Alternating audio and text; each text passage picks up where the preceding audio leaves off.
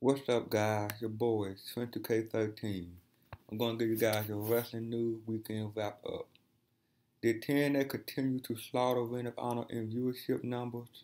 The June 10th episode of TNA Impact Wrestling generated 330,000 viewers in the 9 p.m. time slot, up from the previous week 297,000.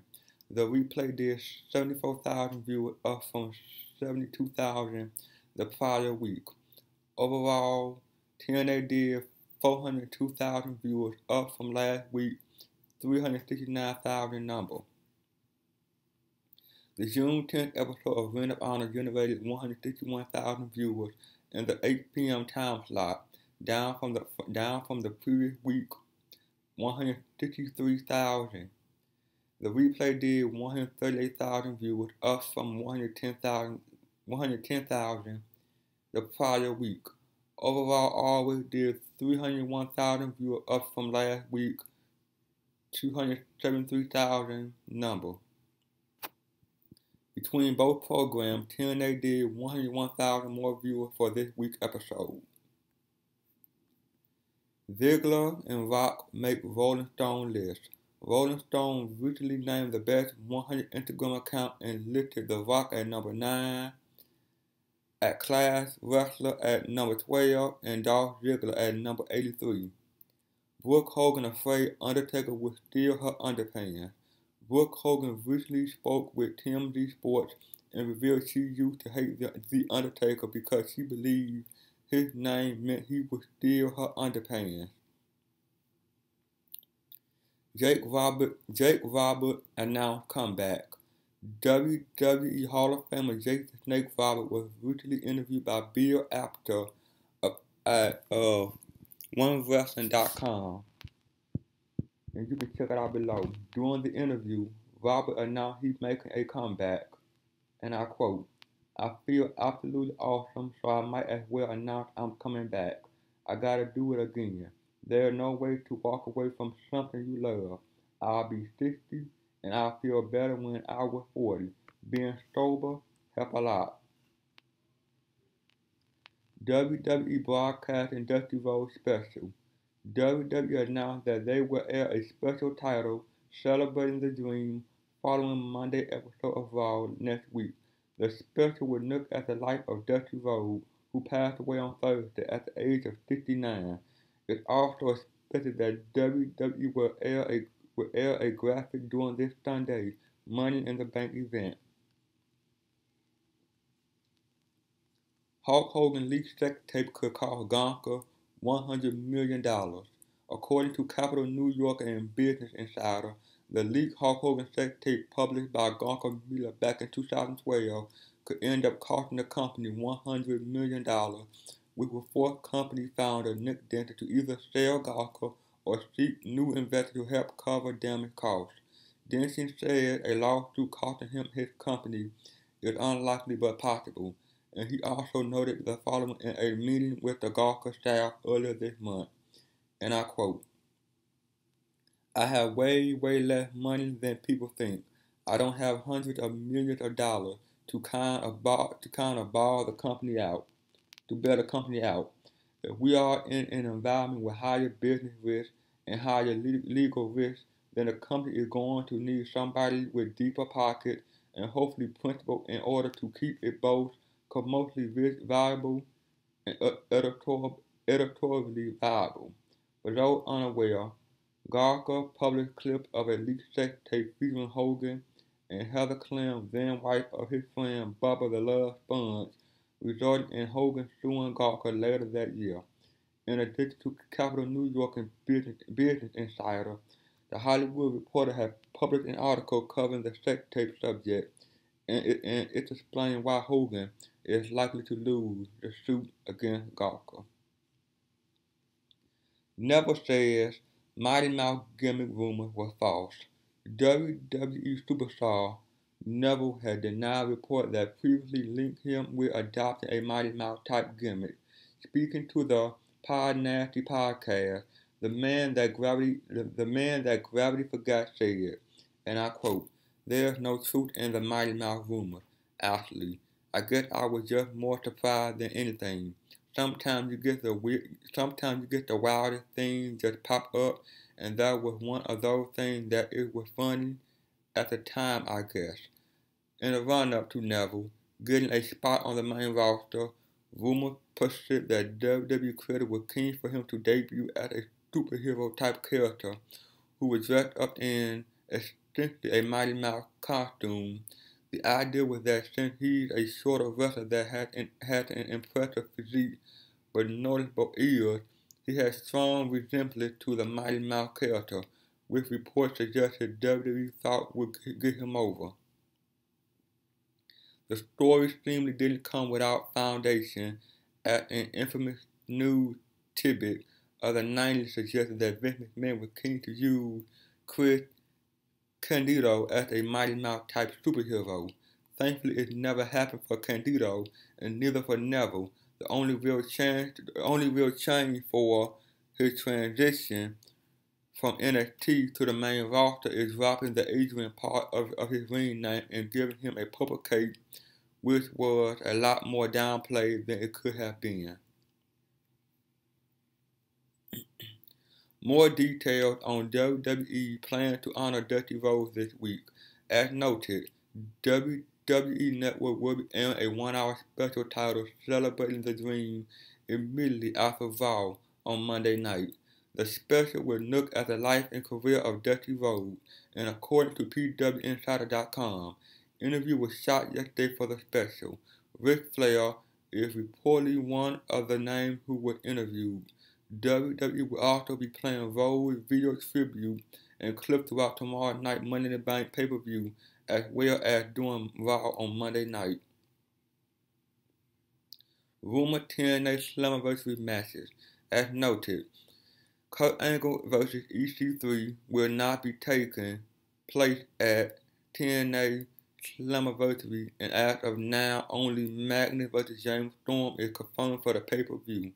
According to PWInsider.com, the following matches are rumored for Slammiversary: The Wolves versus the Dirty Heels for the vacant TNA Tag Team titles, Low Ki versus Grado versus Tiger Uno for the vacant TNA X Division title, Brooke versus Awesome Kong versus Telltale for the TNA Knockout title. Vince Russo questioned if Triple H is working Vince McMahon.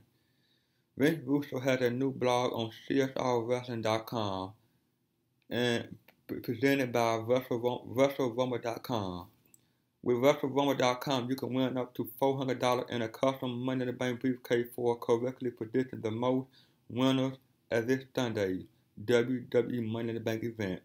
In this blog from Russo, he asked if Triple H is working Vince or running the joint. And I quote, on paper, all this looked good.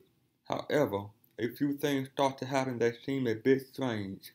For starters, Triple H publicly stated in an interview that he understood full well that all the talent of NXT weren't going to make it to the WWE.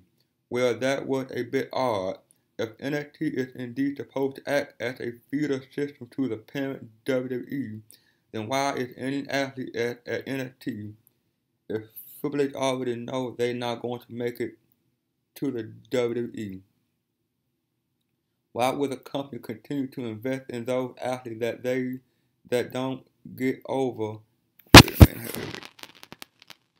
Then why is any athlete at NXT if Triple H already knows they're not going to make it into the WWE?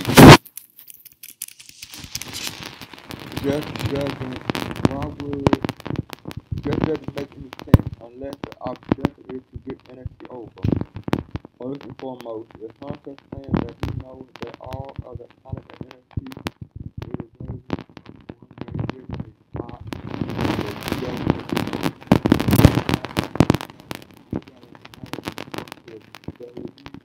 that would be Vince. Might use them a bit differently. I mean, let's be honest. The last 4-time act to go from NXT to WWE before Kevin Owens was the Ascension, and we all have seen how that has worked this far. WWE teases Samoa Joe vs. Finn Balor. Following last night's WWE NXT live event in Cleveland, we saw Kevin Owens defeat Samoa Joe, Tyler Breeze, and Finn Balor. In a fatal four-way main event, Balor and Joe had a stare down in the middle of the ring. The crowd, of course, wanted the two to wrestle, but instead they gave each other the two sweet hand gesture to close the show. Brody Clay called WWE the Triple H Factory. George Murdoch, who was formerly billed as Brody Clay in WWE and currently wrestled as Tyrus for TNA Wrestling, recently took part in an interview with the two-man power trip of wrestling. During the interview, Murdoch was asked to reflect upon his time spent with WWE. Murdoch was questioned about performers not being given the opportunity to break through and excel in WWE. His response was interesting to say at least, and I quote, "You see it happen all the time in the WWE. Guys who should no doubt be on top of the card and be main eventer. Guys like Cesaro, guys like Jack Swagger, Big E, the list goes on and on. A guys that are there right now that could change the game. The Triple H Factory, as I call it, seems to be running the show and the rating result in it. Hopefully someone is able to change that and break through. The last guy to break through was Daniel Bryan, and he was able to be bigger than the machine. If this was 20 years ago, the fans would have crazy choices of people to choose from. There were so many stars. I feel like there have been many taken away from the fans." Furthermore, Murdoch went on to talk about transit to TNA and working as a legitimize his work in the square circle. "I will focus on re-establishing my work, especially during the end of my time in the WWE, and I feel like I wasn't able to do that.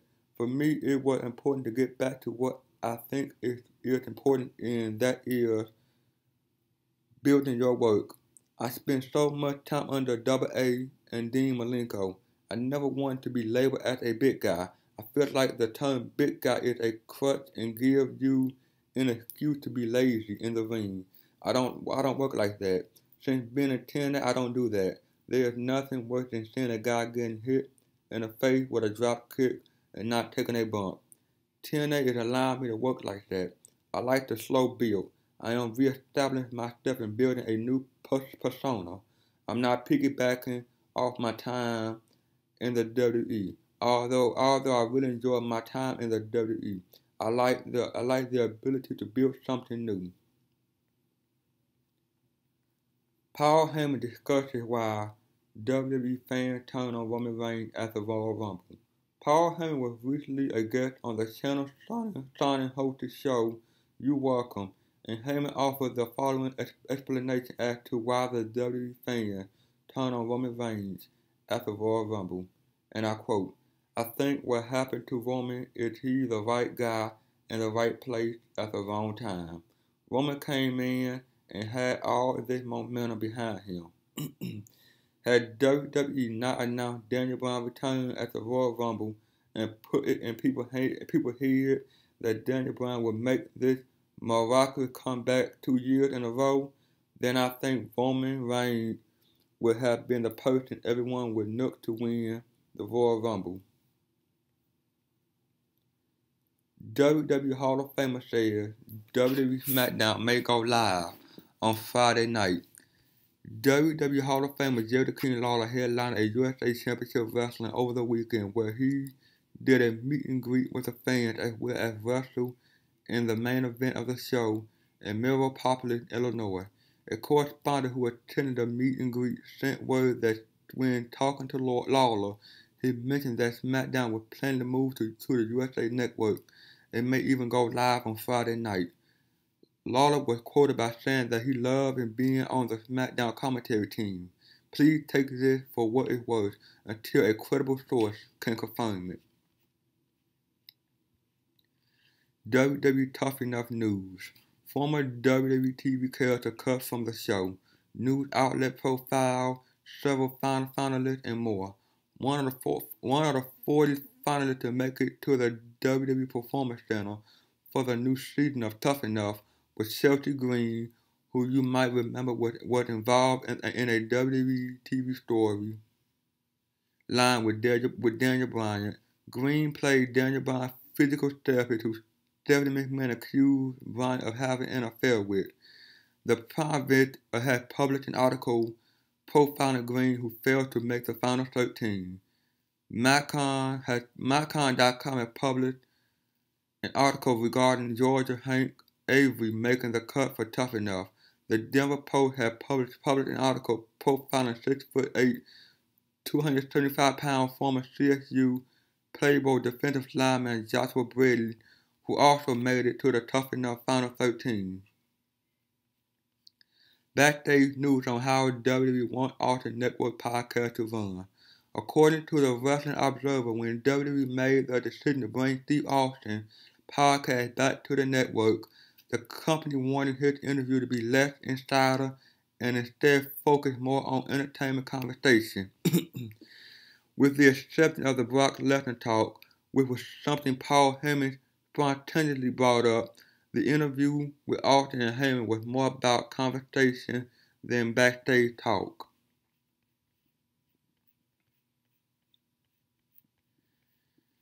Big backstage update on Tyson Kidd injury and how long could he be out of action. Is there heat on Samoa Joe?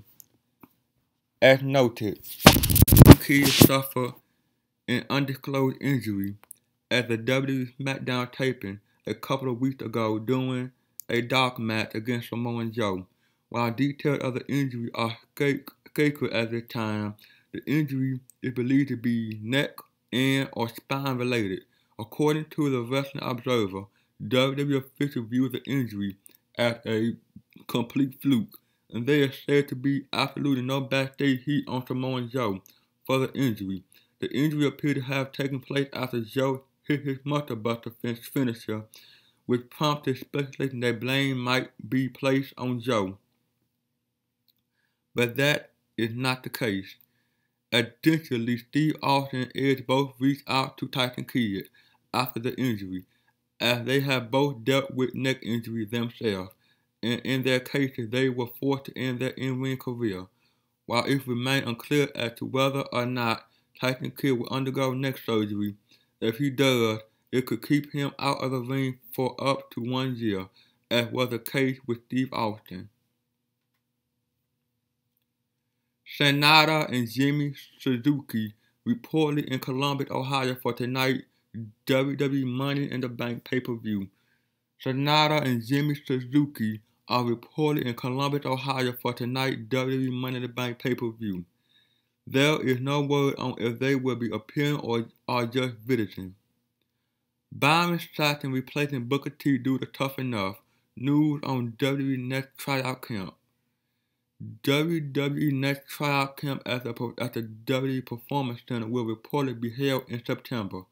Byron Saxton is rumored to be filling in for Booker T as part of the Raw announcing team, since Booker will be working on the new season of Tough Enough. And finally, Mark Henry asked if Nation of Domination would work today. The world's strongest man, Mark Henry, was asked during an interview with Digital Spy if he thinks the Nation of Domination faction would work on today's WWE programming. Henry responded, "I think it would be taken very strongly. I think it would succeed, but it's a different time. And the militant and the collective thought process on people wanting to turn things because of color is always going to be there, but it's less prevalent now than it ever was. I think it will work, but it will go through some struggles." Well, that's it, guys. Like, comment, subscribe. See you guys on the next one. Peace.